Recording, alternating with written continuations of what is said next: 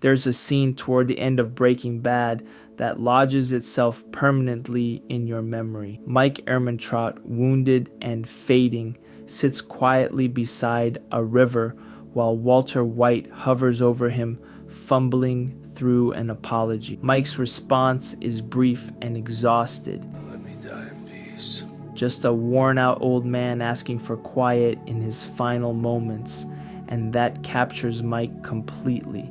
That's always been Mike. Someone who wanted the world to be straightforward, who wanted to protect the few people he still cared about, and who watched everything he'd worked to hold together unravel anyway, slowly and inevitably, because he could never truly separate himself from the underworld he'd spent decades wading deeper into.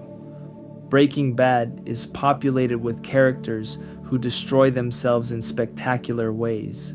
Walter White's journey from underpaid chemistry teacher to ego-driven drug lord, Jesse Pinkman's brutal unraveling through addiction, violence, and loss after devastating loss, Hank Schrader's obsessive hunt for a criminal mastermind who turned out to be someone he shared Thanksgiving dinner with.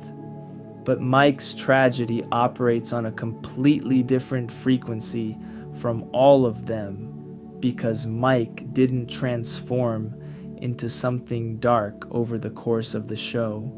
Mike had already become that thing long before the story starts. Everything we witness, every job he takes, every person he removes, every afternoon he spends pushing his granddaughter on a swing set, is a man attempting to carry on under the crushing weight of what he's already done and who he's already become. To genuinely understand Mike Ehrmantraut, you have to go back to Philadelphia. Better Call Saul fills in what Breaking Bad only hinted at. Mike spent nearly 3 decades as a Philadelphia police officer. He wasn't born corrupt.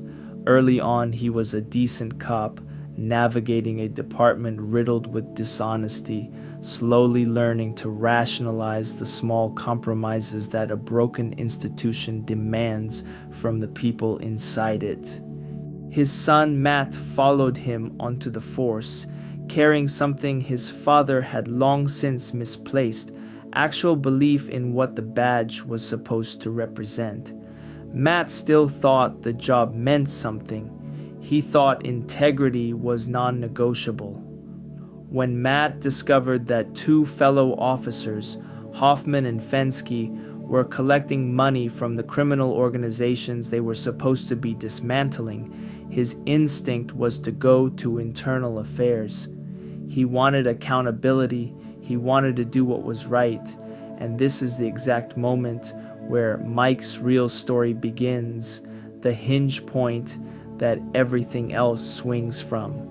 Mike understood what would happen if his son followed through. He knew how departments like theirs operated, how quickly a cop who threatened to expose dirty colleagues could find himself facing something far worse than losing his job. A police officer facing prison time surrounded by criminals he personally put there doesn't calculate risk the way ordinary people do. That kind of threat makes men desperate and dangerous. Mike tried to talk Matt down. He argued that nobody was getting seriously hurt, that the money was just a practical reality of surviving in a compromised system, that Matt had a wife and a child depending on him, and that was worth more than any principle. But Matt couldn't be reasoned into becoming something he fundamentally wasn't. He refused to compromise himself. So Mike made the only decision he believed could actually keep his son breathing. He confessed to Matt that he was dirty too. He told him the whole ugly truth about how it worked, how everyone looked the other way, how taking a little money off the top of a drug bust was simply the price of belonging, how the shared guilt was what held the silence together. If everyone was compromised, nobody could afford to talk. The plan worked in the narrowest possible sense. Matt took the bribe, but Hoffman and Fensky noticed something in him, a reluctance, a hesitation, the faint residue of a conscience that hadn't quite been extinguished. Even going through the motions, while something inside him resisted, was enough to make him appear unreliable to the men watching. 2 days later, Matt was gone. Better Call Saul stages the aftermath of this in a scene that ranks among the most quietly devastating in either show. Mike sits across from Matt's widow Stacy and finally says out loud what he has been carrying alone since it happened. Jonathan Banks delivers every syllable with the weight of a man confessing something that has been poisoning him for years. He tells her that Matt was stronger than he ever was, that Matt would never have done it on his own, that Mike was the only person in the world who could have talked him into lowering himself like that. And then the sentence that reframes every single thing Mike does from that point forward. He tells her he broke his own son, that he made Matt lesser, that he brought him down to his own level. And then the men he tried to protect him from killed him anyway.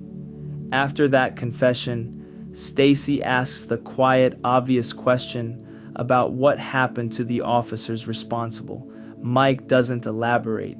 He simply asks whether she can live with knowing the answer. He killed them both. He hunted down the men who murdered his son and made sure they didn't get to walk away from it. But revenge solved nothing. It filled none of the emptiness.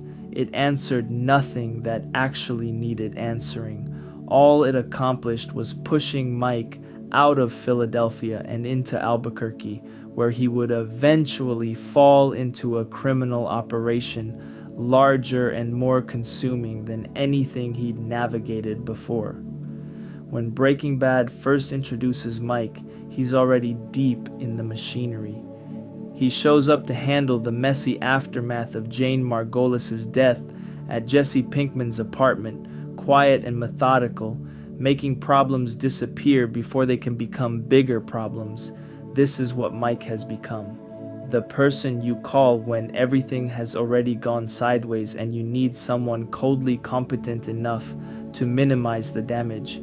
He picks up work for various clients connected to Saul Goodman, but his primary loyalty belongs to Gus Fring. Under Gus, Mike functions as the operational backbone of a sophisticated distribution network. He runs surveillance, he manages personnel, he handles logistics and security. He oversees the kind of details that determine whether an empire survives or collapses.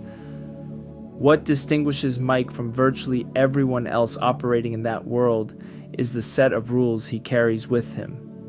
Whether those rules represent genuine ethics or simply the narrative he requires to keep functioning is something the show deliberately refuses to settle. What's undeniable is that everything Mike does, every risk he accepts, and every line he crosses, he does for Kaylee, his granddaughter, the small, surviving piece of the family he still has access to. Stacy and Kaylee represent his last connection to Matt, to the life that existed before Philadelphia consumed everything good in it. The money Mike earns goes entirely towards securing Kaylee's future. He keeps his own life deliberately spare and uncomplicated. A modest house, no extravagances, nothing spent on himself that doesn't have to be. The money was never about Mike at all. When we watch Mike with Kaylee, something remarkable happens. All the hardness drains out of him. The controlled, economical professional who never wastes a word or a movement disappears entirely, replaced by a patient, attentive grandfather who stacks building blocks with her and actually listens when she talks. Those scenes reveal the person Mike could have been if the arc of his life had bent differently. That's the particular cruelty the show keeps returning to. Mike entered criminal life telling himself it was for his family, but the corruption and violence and fundamental belief that a smart enough man can manage and contain chaos, that's exactly what destroyed his son. Matt died because Mike persuaded him to compromise himself, and here is Mike years later, more deeply compromised than ever, running the same internal script, that this time is different, that he's doing it for the right reasons, that he's disciplined enough to control what happens. It's the identical lie he told in Philadelphia, the identical logic that preceded Matt's death. Some part of Mike has to understand where this road terminates. He's far too perceptive not to, but he keeps moving forward because the alternative, stopping and genuinely reckoning with everything, isn't something he's built to survive. There's also something the show hints at carefully without ever fully stating. Mike is good at this work in a way that probably satisfies something real in him. The competence itself might be part of what keeps him there. His working relationship with Gus Fring gives Mike the closest thing to genuine stability he finds anywhere in either series. Gus operates his empire the way Mike wishes the world operated. There are clear rules, defined roles, rational expectations, consistent consequences. Gus doesn't make decisions based on emotion or wounded pride. He doesn't introduce unnecessary risk because his ego demands it. He doesn't blur the line between business and personal grievance. After watching Philadelphia's police department decay from a position inside it, Gus's operation feels almost like a corrective. Under Gus, Mike's judgment carries genuine weight. His skills are applied towards something structured and functional. He has a clearly defined place in a hierarchy that actually holds together. For a substantial stretch, it genuinely works. The operation runs with a kind of efficiency that keeps law enforcement perpetually behind. Everyone understands the stakes clearly enough to stay in line. Mike respects Gus because Gus respects the logic of the business they're in. In a different world, the dynamic between them might have developed into actual friendship. In the world they occupy, it becomes something adjacent to that. Then Walter White demolishes everything. When Walt engineers Gus's death, when an empire constructed through years of careful, methodical work gets reduced to rubble, because one man's sense of self-importance couldn't accommodate being managed, Mike loses considerably more than an employer. He loses the closest thing he'd found to proof that a principled approach to a fundamentally unprincipled world could actually produce lasting results. The structure that made his post-Philadelphia existence coherent is simply gone, and standing in its ruins, demanding cooperation, is Walter White. Mike's contempt for Walt is one of Breaking Bad's most consistent and satisfying through lines. He identifies exactly what Walt is almost immediately and never revises that assessment. Mike has encountered Walt's type before. The man who's convinced his intelligence makes him exceptional, who interprets every boundary as a personal insult, who cannot subordinate his own need for recognition to the practical requirements of an operation that demands patience and anonymity. Walt isn't dangerous because he's powerful. Walt is dangerous because he's undisciplined. He operates without the internal governor that keeps professional criminals from making catastrophically stupid decisions. In Mike's analysis, Walt is a delayed catastrophe, not a question of whether, only when. Mike continues working alongside Walt because the circumstances give him no clean exit. The methylamine operation requires Walt's specific abilities. The financial returns are substantial. Most critically, Mike's network of incarcerated associates, men who stayed loyal and kept quiet because Gus's system guaranteed their families would be taken care of, still need those payments flowing. Without the money, someone eventually breaks. One frightened or desperate or simply angry man makes a deal, and after that the collapse is sequential. Everyone goes down. Mike goes down. The funds he's been building for Kaylee disappear with everything else. So Mike keeps going. He stays in an arrangement he finds genuinely repugnant, working alongside someone he'd have already removed from the equation under almost any other set of circumstances. Walt knows this perfectly well and uses the leverage it gives him. Mike is trapped, and the trap is constructed entirely from his own previous decisions. Every job he took, every year he stayed, every time he told himself he'd get out soon, it all narrowed down to this. He sees the wreckage approaching. He can't maneuver around it. He won't abandon the people depending on him. Mike's death is absurd in the specific way that makes it unbearable to watch. Walt shoots him over a list of names, the names of associates facing prosecution who might cooperate with investigators if the pressure becomes sufficient. Mike declines to hand them over, but Walt didn't actually require the names from Mike in the first place. Lydia already had access to them. The murder was entirely pointless. It accomplished absolutely nothing strategically. It served no purpose Walt could have articulated afterward. So, what actually happened? Moments before the gun came out, Mike told Walt something true.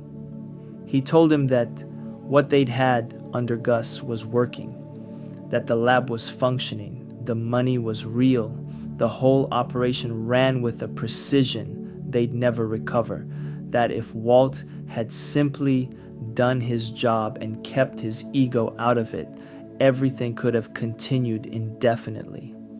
Walt couldn't absorb the criticism. He couldn't stand there and accept that he was the destructive variable in his own story, that Mike's assessment of him was simply accurate. His ego, the same ego Mike had been warning people about since the beginning, pulled the trigger instead. Mike doesn't respond with rage or panic or pleading.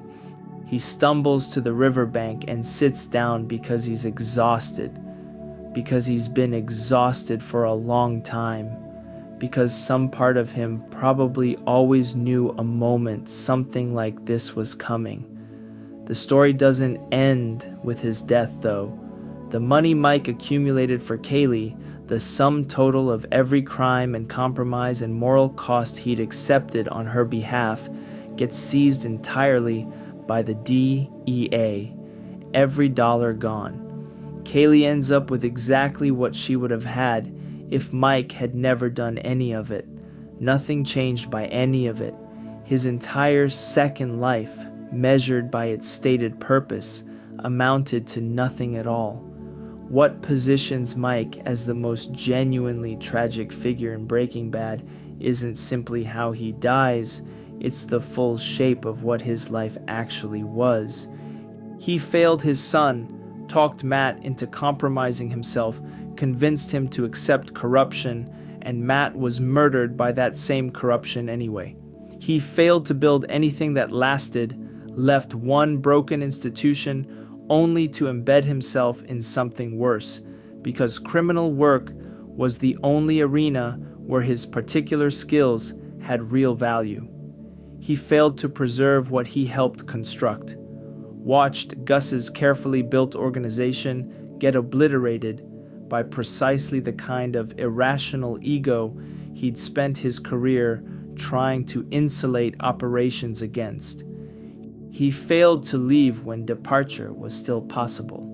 stayed past every reasonable exit point because he couldn't walk away from his people or his earnings, because stopping would have required admitting the whole thing had already been a catastrophic mistake, and he failed the one goal that rationalized everything else. Kaylee's future was supposed to be the point, the reason none of the rest of it mattered, and she ended up with nothing. Walter White at least achieves what he set out to achieve before watching it collapse. There's closure in Walt's ending, however blood-soaked and compromised. He gets to see the results of what he built. Mike just bleeds out by a river, alone, having accomplished functionally nothing that outlasted him. What Mike wanted wasn't complicated or remarkable. He wanted to look after the family he still had. He wanted to be skilled at something that mattered. He wanted to be left alone. He was convinced that a combination of professionalism, discipline, and intelligence could carve out a sustainable existence inside a world that rewards none of those qualities consistently. He was wrong about that. He was wrong about it in Philadelphia, and wrong about it in Albuquerque, and wrong about it at every point in between. That's exactly why those final words land with such finality. Mike doesn't want Walt's guilt or his explanations or whatever apology he's trying to construct. He doesn't want any more words from a man who represented everything Mike understood to be dangerous and uncontrollable. After everything, Philadelphia, Matt, Gus, all of it, the only thing Mike asks for in the end is quiet.